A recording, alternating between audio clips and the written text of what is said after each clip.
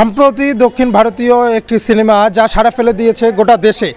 একাধিক রাজ্যে দেখা যাচ্ছে ইউ শেভে কিন্তু ছাত্রছাত্রীদের নিয়ে পঠন পাঠন করা হচ্ছে, কারণ শিক্ষকরা যাতে ছাত্রছাত্রীদের উপর নজরদারি করতে পারে এবং ছাত্রছাত্রীরা যাতে শিক্ষকের কথায় নজর দিতে পারে সেই চিন্তা ভাবনা করেই দেখা যাচ্ছে প্রথমে দেখা গিয়েছে পশ্চিমবঙ্গের মধ্যে মালদা জেলায় কিন্তু এই ইউ শেপে একটি স্কুলে পঠন পাঠন শুরু করা হয় এবং এখন দেখা যাচ্ছে পশ্চিমবঙ্গের যে উত্তরবঙ্গ রয়েছে, উত্তরবঙ্গে বিভিন্ন স্কুলে দেখা যাচ্ছে যে বিশেষ করে প্রাথমিক বিদ্যালয়গুলো শুরু হয়েছে ইউ শেপে ছাত্রছাত্রীদেরকে নিয়ে পঠন পাঠন শুরু করা হয়েছে।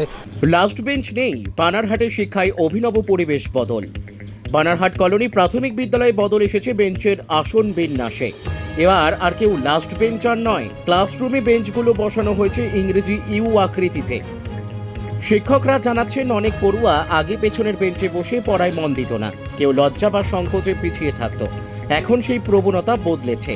প্রধান শিক্ষক নির্মল বসাক জানান, দক্ষিণ ভারতের একটি সিনেমা নো মোর ব্যাক বেঞ্চ দেখে এই ভাবনা আসে। ক্লাসের নতুন বিন্যাসে পড়ুয়ারা সক্রিয় হচ্ছে, অভিভাবকরাও খুশি।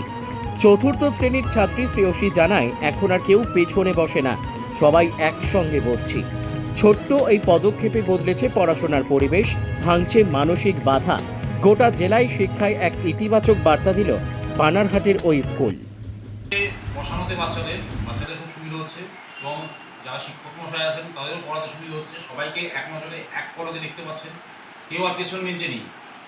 আগামী দিনে এইভাবে বসালে বাচ্চাদের পড়াশোনার ক্ষেত্রে আরও অনেক সুবিধা হবে। জলপাইগুড়ি ধূপগুড়ি থেকে জিয়ারুল হক, জাজবাত 24 বাংলা।